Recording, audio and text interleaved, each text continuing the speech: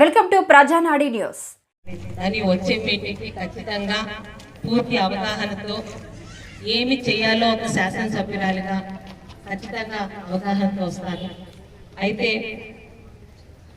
స్వయం సహకారక పొదుపు సంఘాలు అంటారు, మహిళా పరస్పర సహకార పొదుపు సంఘాలు అంటారు, మెప్మా అంటారు.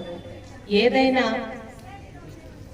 ఆడపిల్ల ఆర్థికంగా స్వయంగా ఎంతో కొంత వెనకేసే స్థాయికి రావాలని చంద్రబాబు నాయుడు గారు డ్వాక్రా సంఘాలు కానీ వీటిని కానీ ఆయన మొదలు పెట్టారు.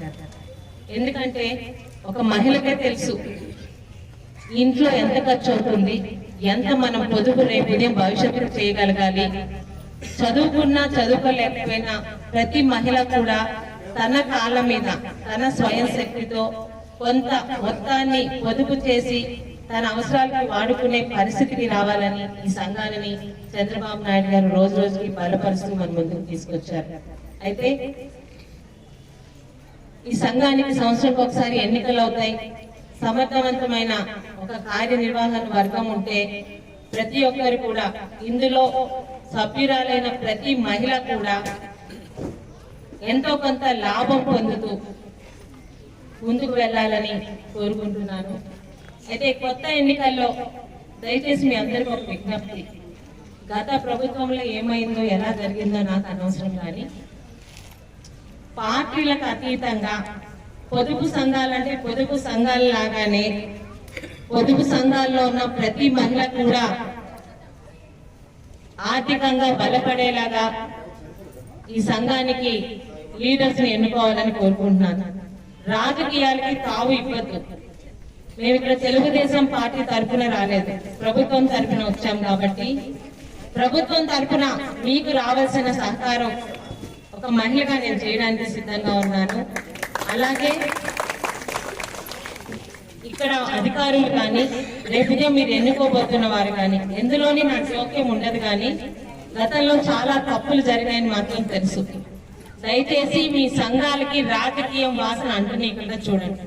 ఇందులో ఉన్న ప్రతి ఆడపిల్ల ఈ సంఘ సభ్యురాలందరికీ కూడా సమాన న్యాయం జరిగేలా, ముఖ్యంగా గ్రూపులు కట్టకుండా, ఇందాక పెద్దలు బాబురావు గారు చెప్పినట్టు ఏ ఉద్దేశంతో ఈ సహకార సంఘాలను మనం పెట్టామో ఆ పొదుపుని ముందుకు తీసుకువెళ్తూ పరస్పర సహకారం చేసుకుంటూ ప్రభుత్వం నుంచి మరిన్ని సహకారాలు నా ద్వారా ఎలా తీసుకురావాలో మీరు నాకు గైడెన్స్ చేయగలిగితే ఖచ్చితంగా తీసుకొస్తానని మీకు మాట ఇస్తూ, అలాగే ఈ పొదుపు సంఘాలతోనే ఆగిపోకుండా మరిన్ని చిన్న చిన్న కుటీర పరిశ్రమ ద్వారా ఇందాక బాబురావు గారు చెప్పినవే కాకుండా మీ అందరికీ తెలుసు ఈరోజు సమాజం ఎంతో ఫాస్ట్ గా పరిగెడుతుంది. కష్టపడి పని చేసే వాళ్ళందరికీ మనకి కాస్త ఆర్థిక సహకారం దొరికితే ప్రతి ఒక్కరికి కూడా ఆదాయ మార్గాలు ఉన్నాయి, లేవు అనడానికి లేదు. కష్టపడే వారికి కాస్త ఆర్థిక సహకారం అందిస్తే ప్రతి ఒక్క మహిళకి ఆదాయ మార్గాలు ఉన్నాయి.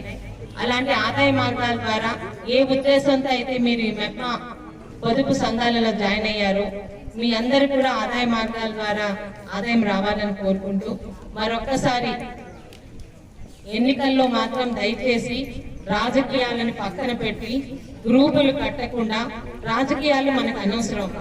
ఒకసారి ప్రభుత్వంలోకి వచ్చాక ఏ పార్టీ ఎందులో కాకుండా ఈ రోజు పలాస నియోజకవర్గంలో ఉన్న ప్రతి ఒక్కరిని అభివృద్ధి బాటలో తీసుకెళ్లే ఒక మంచి ఉద్దేశంతో ఈ రోజు ఎన్డీఏ కూటమి పనిచేస్తుంది. అంతేగాని ప్రతి వర్గాల్లోని ప్రతి గవర్నమెంట్ లోని కూడా అన్ని డిపార్ట్మెంట్ లో ఈ రోజు రాజకీయాలు అంటించి గత 5 సంవత్సరాలు పంపు చేశారని నాకు తెలుసు. అలాంటివి ఎన్డీఏ కూటమిలో ఉండబోవు. ప్రతి ఒక్కరు కూడా ఈ సహకార సంఘంలోని స్వయం పొదుపు సంఘాల్లోని మీ వంతు పాత్రని సమర్థవంతంగా పోషిస్తూ మీకు కావలసిన ప్రతి ఒక్క పని ప్రతి ఒక్కరికి నా నెంబర్ తీసుకోండి.